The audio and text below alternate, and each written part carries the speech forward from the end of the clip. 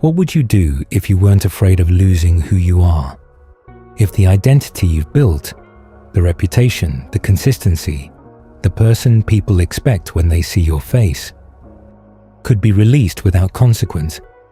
If you could dissolve everything and start from nothing, not from rock bottom, from true nothing, what would you build?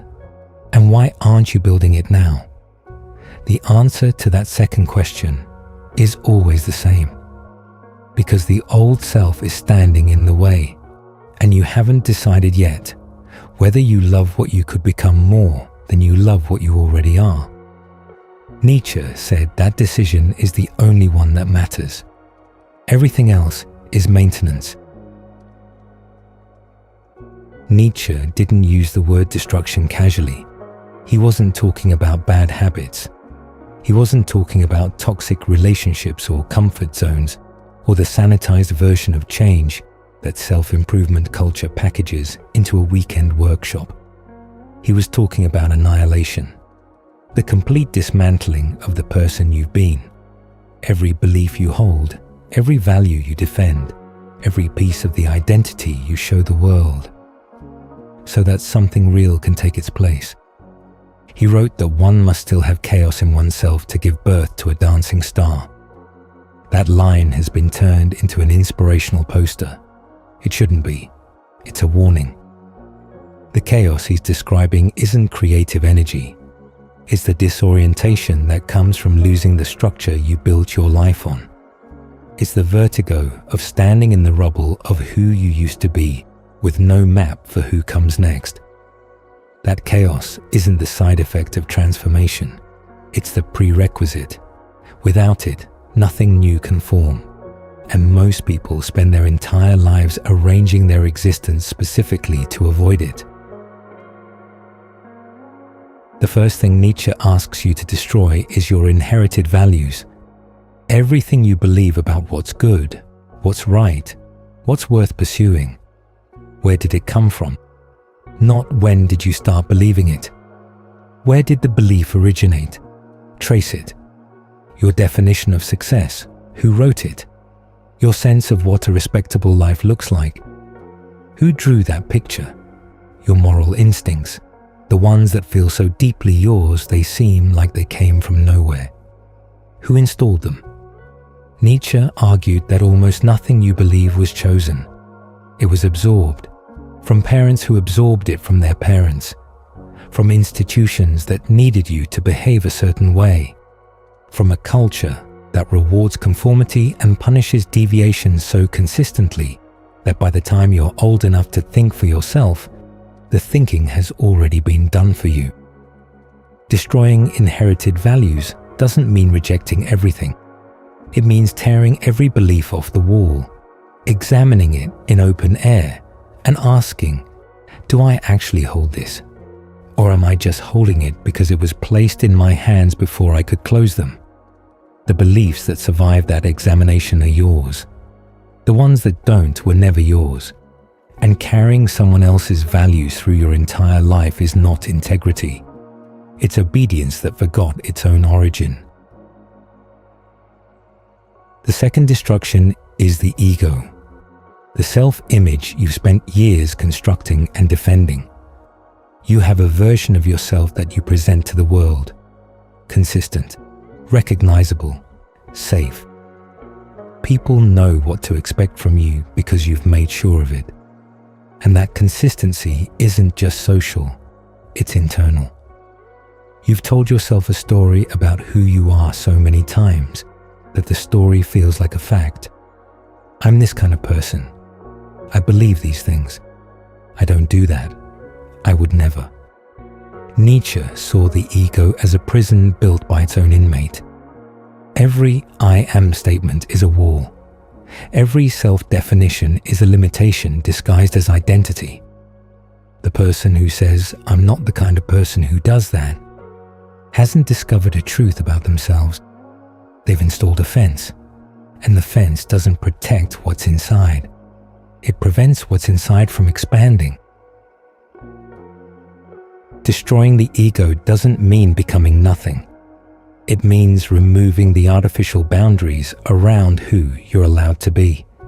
It means sitting in the terrifying openness of not knowing what you do, what you choose, what you'd believe if the story you've been telling about yourself stopped being told. Most people have never experienced that openness. They've gone from one identity to the next, student to professional, single to partnered, lost to found, without ever standing in the gap between identities long enough to feel what it's like to be undefined. That gap is where Nietzsche's overman lives, not above other people, but beyond the cage of a fixed identity, a person in constant motion, perpetually becoming, never finished. Most people would rather die as a completed story than live as an unfinished one. That preference is what Nietzsche is asking you to destroy. The third destruction is the hardest. It's not a belief. It's not an image. It's a reflex. The reflex to run from suffering. Nietzsche didn't romanticize pain. He wasn't interested in suffering for its own sake. What he understood was that the instinct to avoid suffering is the instinct that keeps you locked inside the version of yourself that already exists. Because growth, real growth, the kind that transforms you at the structural level, requires passing through something that the current version of you cannot survive. And the current version of you will do everything in its power to prevent that passage. It will rationalize. It will procrastinate. It will offer you a slightly improved version of the same life and call it change.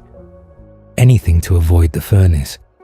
Because the furnace is where the ego melts, where inherited values burn, where the fixed identity you've been maintaining loses its shape and becomes raw material for something you can't predict or control.